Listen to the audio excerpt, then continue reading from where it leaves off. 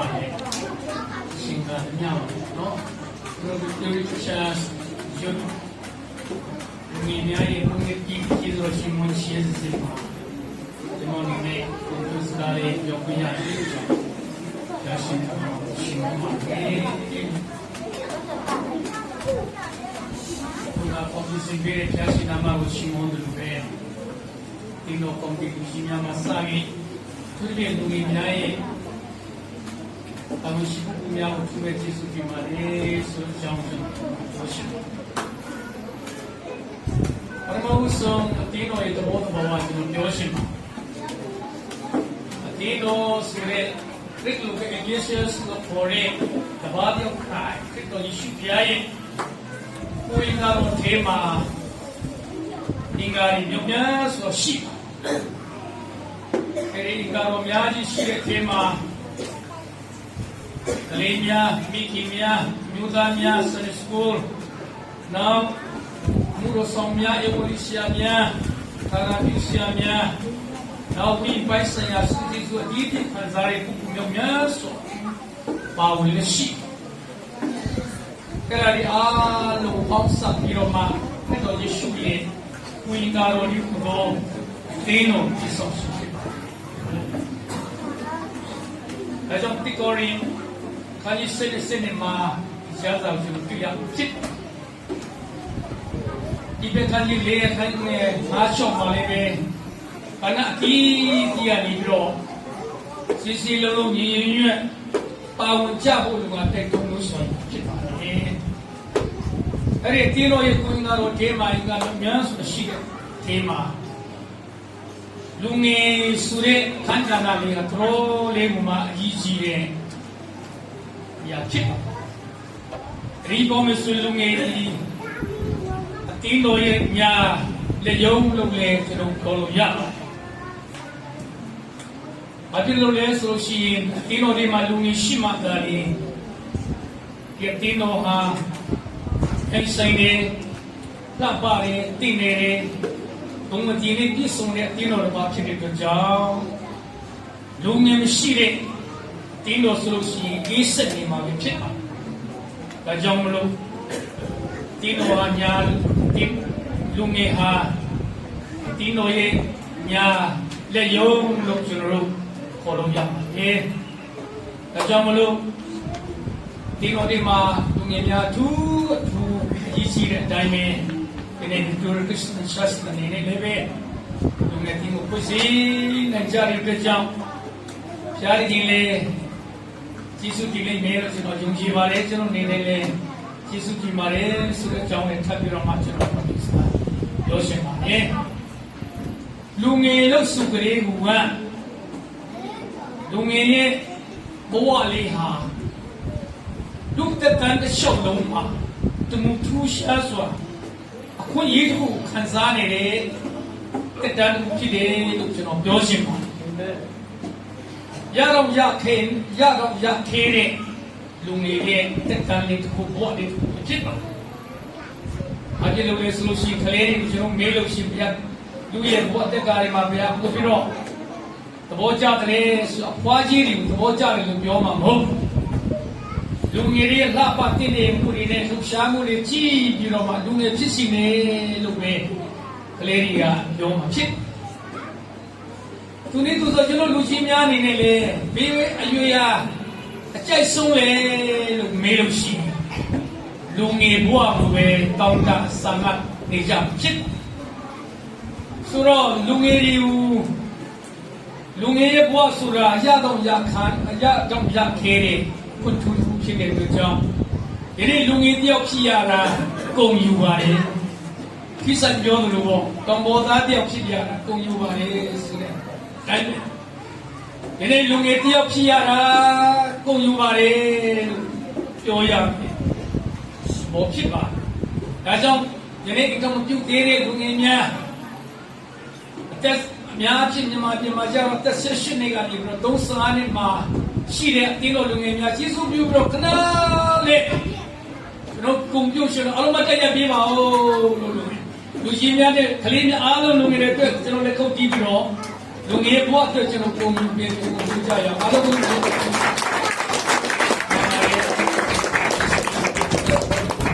နေပါပြီတခင်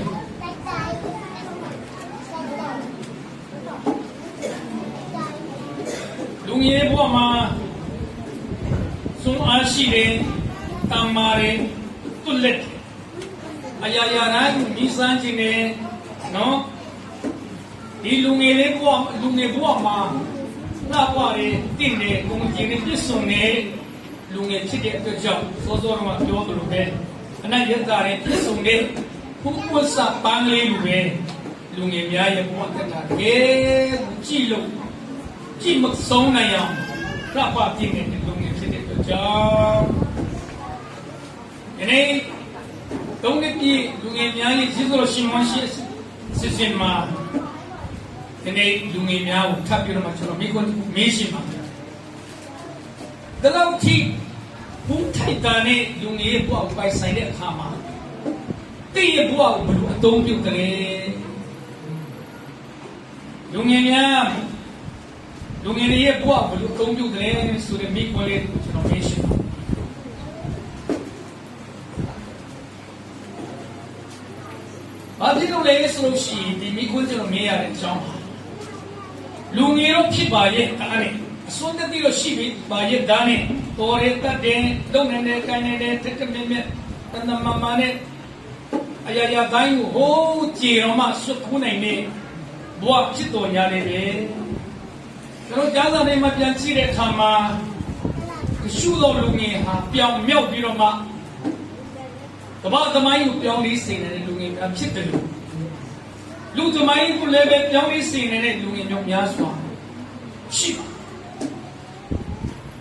သူတော်လေးတစ်ဖက်ကပြန်ပြီးတော့ကြည့်တဲ့အခါမှာဒီလူငယ်များအားဖြင့်မိများဝမ်းနေစေသောလူငယ်များတိုင်းပြည်ကိုပျက်စီးစေသောလူငယ်များခက်သမိုင်းကိုဦးမေးတော့တဲ့လူငယ်မျိုးအားစွာရှိဒါကြောင့်လို့ယနေ့လူငယ်များအနေနဲ့ကိုယ့်ရဲ့ဘဝဖြစ်တဲ့ identity of youth of young people ကိုယ့်ရဲ့ဖြစ်စဉ်နဲ့ကိုယ့်ရဲ့ဖြစ်တည်ခြင်းကိုတန်ဖိုးထားကြပါလို့ကျွန်တော်မှာရှာတဲ့တွန်းရဲ့ကျွန်တော်ကျမ်းစာတွေမှာပြန်ကြည့်တဲ့အခါမှာဘုံတက်တီ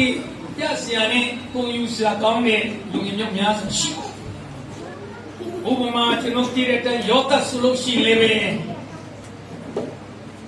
ဘုံတက်တီယူဆရာကောင်းတဲ့အီဂျစ်တိုင်းပြည်မှာအမှုခုမားခုနှစ်လုံးလို့မူခေါင်တဲ့အခါမှာ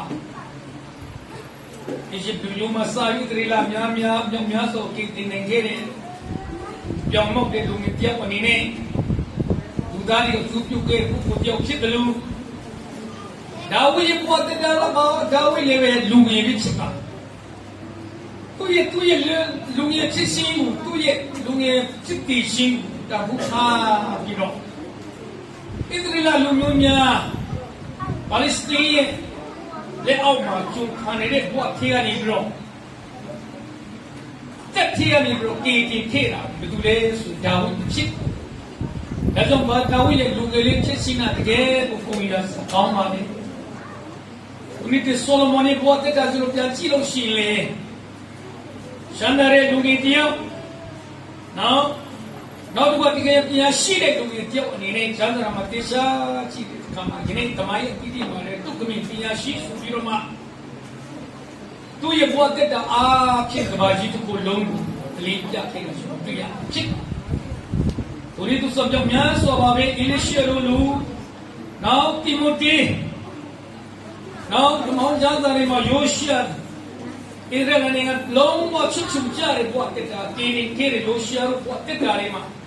လူငယ်ပဲရှိပါသေးတယ်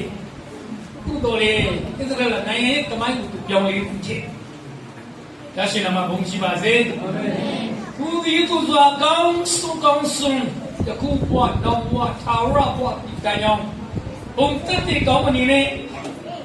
စာနမူနာနဲ့သူထိုက်တဲ့ပုဂ္ဂိုလ်တယောက်ကျွန်တော်တို့တက်တဲ့ခရစ်တော်ယေရှုဖြစ်တယ်။သူဟာတက်33ခုနှစ်မှာပဲသူ့ဘဝတက်တာအားလုံးလောကလူသားတွေဆွလို့ပြီးတော့ကိုယ့်ရဲ့ရှင်တရားအားဖြင့်ကျွန်တော်တို့အားလုံးလောကလူသားတွေလွတ်လွတ်ရှိရှိခံစားရအောင်ဖြစ်တယ် ဘုရားရှင်နာမဘုန်းကြီးပါစေခရစ်တော်ယေရှုကလူကြီးမဟုတ်ကလေးလေးမဟုတ်လူငယ်ဘဝဖြစ်တဲ့အတွက်ကြောင့်သူ့ရဲ့တက်ရှင်ရှင်နာကဘာသူကဘာတာများစကြဝဠာရှိတစ်ခုလုံးပြောင်းလဲစေခဲ့တဲ့လူငယ်ကြောက်ဖြစ်တဲ့အတွက်ကြောင့်ဒီလူငယ်များအနေနဲ့ပဲကုသူရဲ့ဘဝကိုပုံနမနာယူပြီးတော့တက်ရှင်ကြဖို့ရလူငယ်များကိုသတော်ကျွန်တော်မှတ်ထားတယ်ဘက်ကတလူရဲ့ကဘာကြီးကိုချိုးပြုတ်တဲ့လူငယ်များဖြစ်လာတယ်လို့အယုံဆိုးပြီးတော့ကျင်းတန်စေတဲ့လူငယ်မျိုးများဆိုရှိဒါဘသူတွေလဲစုကူရဲ့ဖေတောင်းတပ်အဘဆလုံတို့ပြေကိုတပ်ဖို့တစ်ချိန်လို့လက်ရှာနေတဲ့တို့ပြေလည်းကြောက်တော့တောင်းကြားနေပုံမြင်လိုက်ကောင်ကြားနေမှာပုံရှောင်းနေတဲ့အဘဆလုံတရိယာကြပါဒီရလေးကိုညာနေတဲ့ကိုရဲ့မိဘကိုစစ်စင်ရေးစီစိတ်ဒုက္ခတွေရောက်စီသလားမိဘများဝန်ရောက်စင်တော့သာတိကောတာလီကောင်းဖြစ်နေသလားသူနီးသူစွာ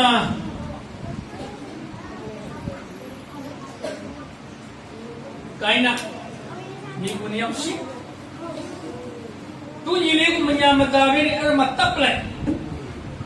သူတို့ဘလို့မှလည်းမိလို့မရရလူငယ်တွေရဲ့ကျင်းတာနဲ့ရုပ်ဆိုးတွေဘာလို့ကျွန်တော်ခါစားရတဲ့ခါ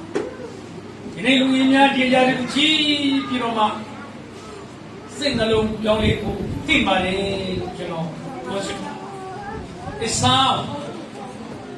သူရဲ့တာဝန်ဖြစ်တဲ့အရာတွေအားလုံးပြီးဟင်းသစ္စာနဲ့ရောင်းပြလိုက်တဲ့အခါဟောသူခံစားရတဲ့ကောင်းခြင်းမင်္ဂလာတွေခံစားရတဲ့အောင်မြင်ခြင်းလုံးစုံတာဘူးမထားပေးနဲ့ပြီးဟင်းတစ်ခွက်နေပြီးသူရောက်စားတဲ့အခါတော့ဝါလုံးယနေ့ကြည့်တိုင်းအောင်မော့လူမျိုးတွေမော့ဝလူမျိုးတွေဒုက္ခဆင်းရဲမျိုးစုံနဲ့ဒီစိတ်နဲ့ရတဲ့သူရဲ့ဒီတော့ရဲ့ဘဝတက်တာကြောင့်ဒုက္ခစားရအားဖြင့်ရှင်ဖြစ်တဲ့ကြောင့်ဒီအရာဒီမှာဆက်၍ဒီနေ့ကျွန်တော်သူတပြင်းနော်စိုးရင်ရတဲ့ဣလိတာသမီများကျွန်တော်လေအမှုနဲ့ကျွန်တော်ဒီနေ့နေ့တိုင်ကြဆွေးနွေးကြ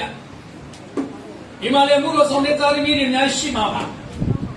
ဒီမှာပြည်ကြီးမှာလည်းပဲမှုလို့ဆောင်တဲ့တာသမီတွေမျိုးများစွာကဘာပေါ်မှာလည်းတော့တဘယ်လေးတည်းမြတ်သားလေးတွေစူးပီတောက်စားရခုပြီးတော့နော်ဒီပါရီကိုဒီဦးမေတူရီဦးမေတူရီကိုဘူးရီများရှိဒီနေ့ဖျားရှင်ရဲ့မှုလို့ဆောင်တဲ့တာသမီများမိဘမှုလို့ဆောင်ရဲ့မိဘများနေနဲ့တော်လေးစုတောင်းပါတယ်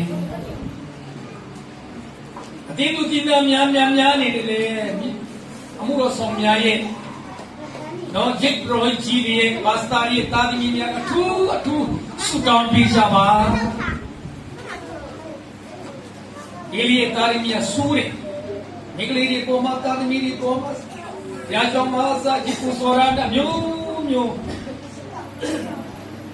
ဒီလိုမှစာရီနော်ဖျားဖို့လို့ထေရှားစီဖို့မဟုတ်ဘဲနဲ့ညာနာမှာရှုပ်ချက်ဆက်ဆောင်ဖြစ်လာတဲ့အခါမှာဒီအရာအများကြီးလူငယ်များရဲ့စီရှင်အကြောင်းဖြစ်လာပါတယ်သူဒီလူစွာပျောက်တော့တာကျွန်တော်တို့ဒုက္ခကြားထဲမှာကျွန်တော်တွေ့တဲ့ပျောက်တဲ့သားလေးဒီပါစကထွက်သွားပြီးတော့မှဟုတ်လားစားရှင်တို့စားတော့ရှင်တို့နေသူတွေပျောက်တယ်တော့ဆုံးမှတော်သေးတာပေါ့နောက်တရပြီးတော့မိဘစီတန်ရောက်လာတဲ့အခါတော့အချင်းတွေမှာရောက်ဒါဆိုတွေ့ရကျွန်တော်ဒီနေ့ဘာပြောချင်လဲဆိုတော့လူငယ်ကြီးဒီနေ့ကျွန်တော်ဘဝတက်တာကြီးနော်ဘုရားဘုံတို့ထိရှားစေဖို့အလို့မှာဒါလေးကျွန်တော်ဘဝတက်တာစက်ကကြရအောင်အာမင်ဒီလိုချင်းမှာဒီတော့မိသားစုချင်းမှာအဝိဇ္ဇာတိုင်းဝိုင်းချင်းမှာနော်နိုင်ငံချင်းမှာကဘာကြီးတစ်ခုလုံးမှာကျွန်တော်တို့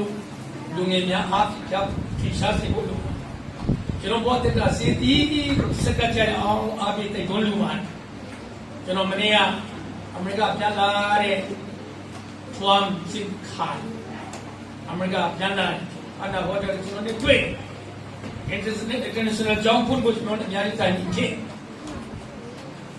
ဘာလဲကျွန်တော်အားပေးတယ်ကျွန်တော်လည်းပြင်ဆင်နေတယ် international ကြောင်းခါလို့ရှိရင်ငါတဲ့ကိုယ်ဒီ setting စာရင်းဒါမှကျွန်တော်စုတောင်းတယ်ငါရင်ကိုယ်ဒီ setting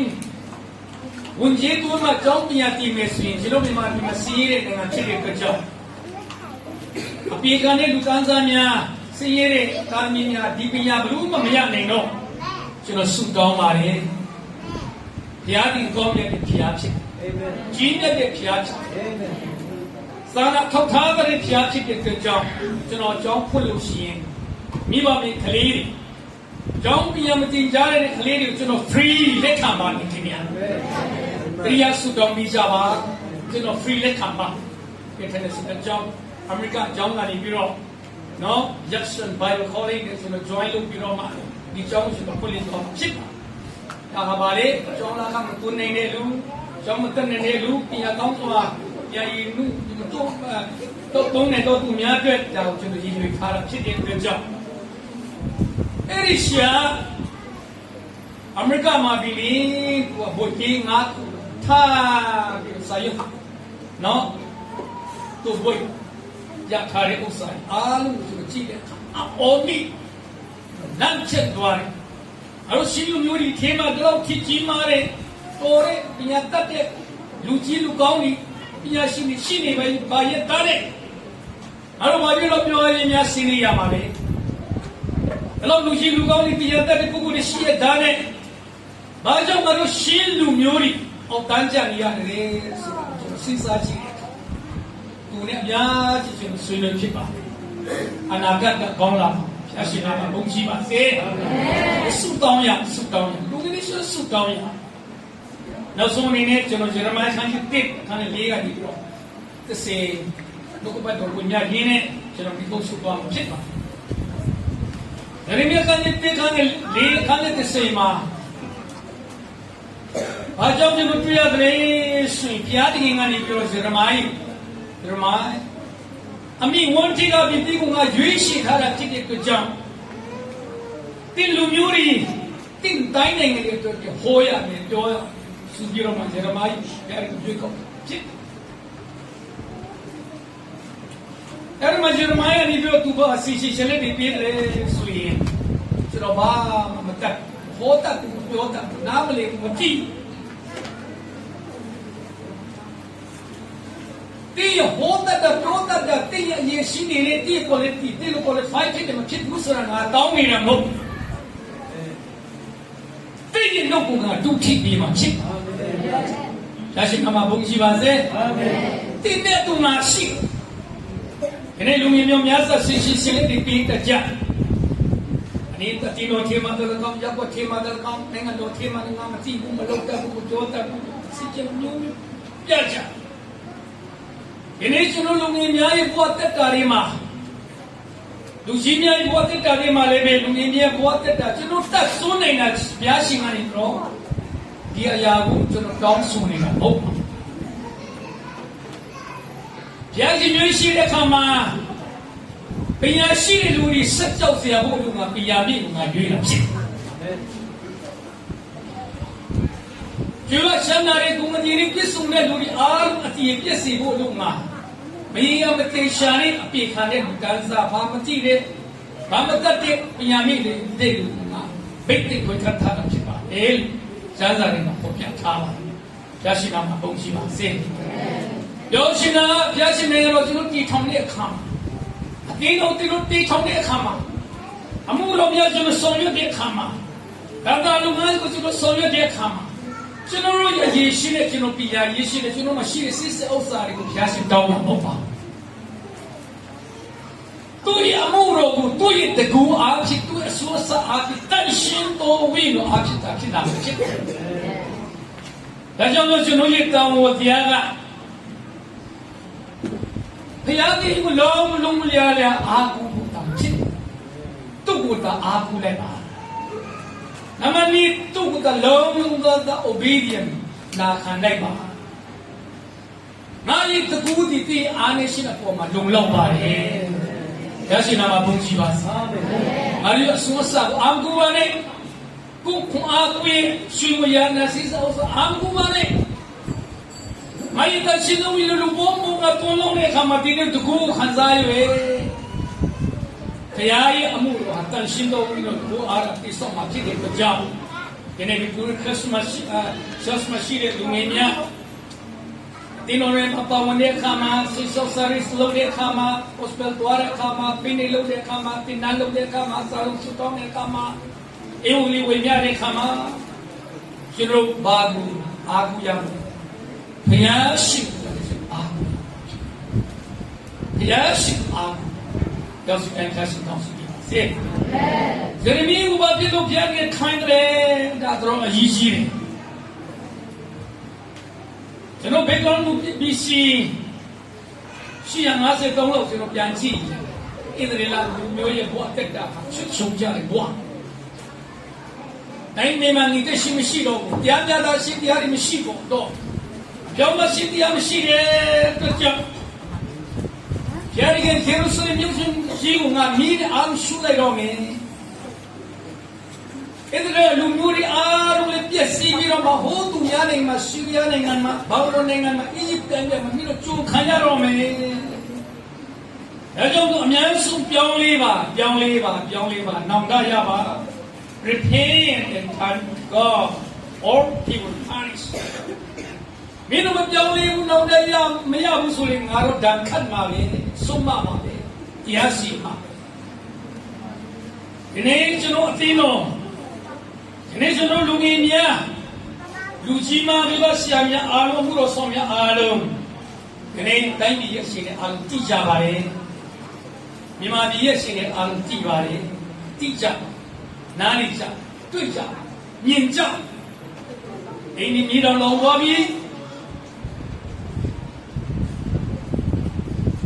လာမပေါ်မှာပဲကျွန်တော်အလောင်းကြီးပြရပါပြီပြောရင်လည်းသိမကောင်းတော့ဘူးကျွန်တော်နိုင်ငံရေးသမားတော့မဟုတ်ယေရမိရဲ့ရှင်တွေကိုကျွန်တော်ပေါ်ပြပြတာဖြစ်ဒီနေ့ဒီရှင်ဒီအခါမှာလူငယ်များဘာလို့တရိယာမလဲဟာကျွန်တော်ယေရမိကိုပြရင်းကနေပြီးတော့ယေရမိသွားစေခိုင်းတယ်လို့ယနေ့လူငယ်များဒီယေရမိရဲ့စေခိုင်းချက်ကိုအောင်မြင်တရိယာနိုင်ကြပါစေလို့ကျွန်တော်ဆုတောင်းပါတယ်တိုင်းပြည်ရဲ့ရှိတွေကိုလည်းနားလည်နိုင်ကြပါစေလို့ကျွန်တော်ဆုတောင်းပါတယ်ဒီတိုင်းပြည်ကနေ့ကွန်ပျူတာနဲ့တူတက်လာမယ်စီပင်တာလာမယ်နေ့တနေ့ကိုလည်းပဲ hope and restoration ညိုလင်းပြီးတော့မှနေ့တနေ့ကြာရင်အင်ရှာလာမယ်တာယာလာမယ်ကွန်ပျူတာနဲ့တူတက်လာမယ်တကယ်ကိုနိုင်ငံအလေးမှာဝန်ကြွားစွာမြန်မာနိုင်ငံတိတိကိုမင်းချမ်းတာယာဖို့လုပ်လာဖြစ်လာမယ်ဆိုတာကိုလည်းလူငယ်များကနေပြောလိစေရှိပါတယ်အာမင်ကျွန်တော်လူကြီးများအနေနဲ့မနေ့ပြန်သွားမလားမနေ့ပြန်သွားလာမလားကျွန်တော်ပြောလို့မရတော့ပါဘူးဒီတိုင်းပြည်နဲ့ကောင်းကျိုးဆိုးကျိုးတွေရဲ့တိုင်းပြည်အနာဂတ်အားလုံးကယနေ့လူငယ်တွေလက်ထဲမှာရှိပါတယ်သောသောတော်ကပြောသလိုဂျေရမိုင်းတို့လူဒီဆရာတို့လူငယ်များရဲ့ဒီစကားကိုထက်တမ်းပြီးတော့မှနိုင်ငံတော်အတွက်တိုင်းပြည်အတွက်မှုတော်အတွက်တာဝန်တော်အတွက်စစ်အပ်ထက်တန်သွားကြဆိုရင်အနာဂတ်မြန်မာပြည်စီတစ်ခုလုံးမှာဒီကောင်းရှိမိကလာကိုလူငယ်များခံစားနိုင်ကြမှာဖြစ်ပါတယ်။ဒါရှင်နာမှာဘုန်းကြီးပါစေ။အာမင်။ဒါကြောင့်မလို့ယနေ့လူငယ်များယေရမိကသူဖျားနေငါ့ကိုမခေါ်ဘူးလို့မပြောပါနဲ့။ငါ့ကိုခွဲခြားမသားရမဟုတ်ပါဘူးလို့မပြောပါနဲ့။ဒီခွဲခြားမသားထားခြင်းနဲ့ election အတင်းတော်ဒီမှာတော့ဒါရီဂျုံချင်းနဲ့ဂျုံချင်းမှုဩဝါဒကိုကိုရရရှိပါတယ်။ဘာမတိမရှိမိကပင်ငါ့ကိုသူစီရဖို့ချမ်းသာဖို့ကြီးပွားဖို့တူတက်ဖို့ဂျာရီငါခွဲခံထားတယ်။ပြောင်းလဲဖို့မပြောင်းလဲဖို့ကိတိရှိရဖို့မရဖို့ငါခွဲခံထားတယ်ရွေးချယ်ထားတယ်။ရှုပ်လို့ဒီဒါတော့ဖြစ်ရှိ။ဒီနေ့ရှိတဲ့ညီကောင်မများလူငယ်မောင်ကြီးများထ ကျွန်တော်ကျမတို့ကိုရွေးချယ်တယ်ခွင့်ခတ်မှတ်သားထားတယ်ဆိုခရစ်တော်ယေရှုနဲ့တာပြီးတည်ပါတယ်ယေရှုကိုတည်ယုံကြည်ရင်သာရတရားယေရှုကိုမယုံကြည်ရင်ဘလောက်ပဲဖျားပြီးခန့်ရွေ predestination election လုံးယေရှုမယုံကြည်သာရတဲ့မရဒါကြောင့်မလို့ယနေ့လူငယ်များနဲ့ယုံကြည်သူများနဲ့ကျွန်တော်နားလေကွာထိုခရစ်တော်ယေရှုအထင်း၌အောင်မြင်ရှိအာမင်ထိုခရစ်တော်ယေရှုအထင်း၌ဝမ်းမြောက်ရှိထိုခရစ်တော်ယေရှုအထင်း၌သာရတဲ့ရှိအလုံးစုပြည့်စုံဖြစ်တဲ့ကြကြောင့်ယေရှုခရစ်ကပြောပါတယ်ကျမ်းစာပြောပါလူမီဒီယာခရစ်တော်နဲ့ရှိပြီးတိတ်ပြည့်တော့တော့ဖြစ်ဘောင်းတော်ရအားလုံးကိုပြုတ်ပြောင်းပြီးတော့ခတ်သိမ်းတော့ရတိတ်ဖြစ်ကြပြီဆိုတဲ့အတိုင်းပဲဒီနေ့ကျမ်းစာထဲမှာကျွန်တော်မိုင်းကြရင်ပြောသလိုပဲတီလုတ်ပြဖြစ်ဖြူကွဲပြိုလေးထိရှာပြီးတော့ပြန်ပြီးစိုက်ပြီးတော့တိဆောက်ပါ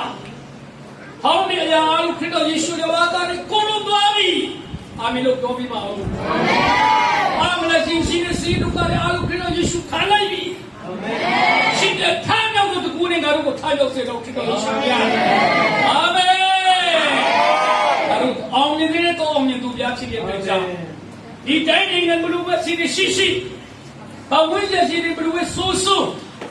စ်ဘလို့ပဲတိုက်မင်္ဂလာလူပဲလောက်တောင်းဒီဘလို့ပဲရှိနော်မကြောက်ပါနဲ့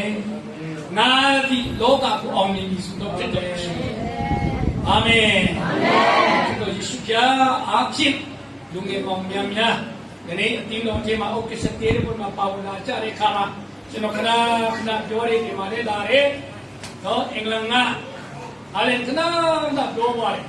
ဒါကကျွန်တော်ပြည်တော်မေတ္တရီရတဲ့ခါမှာတခါလေးအရာပေါ်ထားပြီးဒူထောက်ပြီးတော့ဟာလေလုယာပြောဖို့တော်လေလက်မပြောင်းနိုင်ဘူးဒူမထောက်နိုင်ဘူးကျမ်းစာယူပြီးတော့ကျမ်းစာဖတ်ဖို့ကျွန်တော်သိပြီးတော့အာဒါတဲ့နေအိတ်လိုက်နေဆိုတာလေဆိုဥစားပြီးရှိဒါမဲ့အလင်းစကားစမတရီရတယ်ဘာတရီရတယ်ခင်ဗျဖျားရှိအမှုတော်တစ်ခုကိုဆောင်ရွက်နေဆိုလို့ရှိရင်ခင်ဗျနာမကောင်းကြီးနဲ့ပတ်လေပြီးတော့မှဒီကိုယ်ကာနေတယ်အာမင်စောင့်ထင်းနေတယ်ဒါရှိနာမဘုံရှိပါစေအာမင်ဒီနေ့ဒီပုံမြင်များကျွန်တော်တို့ထဲမှာပါဝင်တော်မယ်လူထောက်တော်မယ်ဟာလေလုယာပြောတော်မယ်ကျမ်းစာပိုက်ဖတ်တော်မယ်ခရစ်တော်ယေရှုရဲ့ကိစ္စအလုံးတော်မယ်လူငယ်တွေမှာပါဝင်တော်မယ်ဆုတောင်းတော်မယ်အဝေးပွားတော်မယ်နော်တကူကိုလုံတော်မယ်ဆိုရင်ကျွန်တော်တို့အနာမှာကောင်းကင်မှာမြဲပတ်ရှာကျွန်တော်ဘက်ကစောင့်ထိန်ဖွာပြီးနေတာဖြစ်တဲ့ကြောင့်ဒီနေ့တုံးနေတာရှိပါသေးတယ်နာမည်နော်ဟိုတရှုဒီလိုဒီမှာကြတော့ဆီလ်ဗာဂျူဘလီတွေလောက်ကြတယ်ကောလဂျ်ဂျူဘလီတွေလောက်ကြတယ်စနေနေ့တွေလောက်ကြတယ်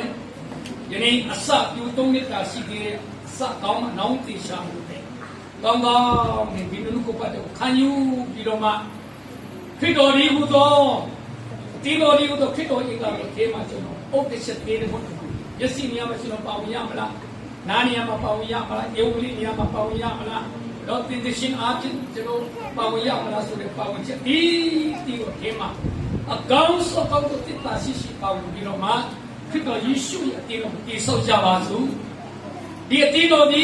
အလုံးစုံပြီးတော့ခရစ်တော်ယေရှုရဲ့ဥကောင်းခြင်းတဲ့အတွက်ကြောင့်ရရှိနာမဘုန်းရှိပါစေသူရဲ့နိုင်ငံတော်တည်ထောင်ခြင်းဒီလိုအားဖြင့်ရတဲ့နိုင်ငံတော်တည်ထောင်ဖြစ်ပါနိုင်ငံတော်ဆိုရုပ်လာမှာမဟုတ်ပါဘူးနိုင်ငံတော်ဒီနေ့တခြားစီးပွားတူတဲ့နာမှာဖြစ်တဲ့အတွက်ကြောင့်နိုင်ငံတော်ရဲ့သူဟိရှမ်နိုင်ငံတော်ရဲ့သူဟိရှမ်နိုင်ငံတော်ရဲ့သူတာယာမှုလှပမှုဝမ်းမြောက်မှုဟိတမှုကျွေးဝမှုချမ်းသာမှုရှင်ရောက်ရှင်လုံးပါလာမှာဖြစ်တဲ့အတွက်ကြောင့်ကျွန်တော်အတင်းကိုတိဆောက်ရှိဘုရားရှင်နိုင်ငံတော်ရှင်ပြဖို့လို့ဆောင်ရဖြစ်တဲ့အတွက်ကြောင့်ဒီနေ့သူရဲ့စကားကြတော့သူငယ်မမရောက်စီတိုင်းပေါ်တဲ့ကောင်းလူငယ်များကိုလမ်းပြဦးဆောင်ဦးစီးယူနေတဲ့ဒီလိုများကိုဖြားပြီးကောင်းစီပေးပါစေကြောင်းဒီအရာတွေအားလုံးဝိုင်းဝန်းပတ်ဖို့ပေးကြတော့လူစီပြီးပေါ်ကြအောင်စီတိုင်းပေါ်တဲ့ကောင်းဒီနေ့ဒီမှာသူငယ်ကြီးကျေးဇူးတော်ရှိမှချက်စီမှာရောက်လာကြတော့ဖြစ်တော့လည်းဒီကမောင်မလူငယ်မောင်မေးဆိုတဲ့ရောက်စီတိုင်းပေါ်ဖြားပြီးကောင်းစီပေးပါစေ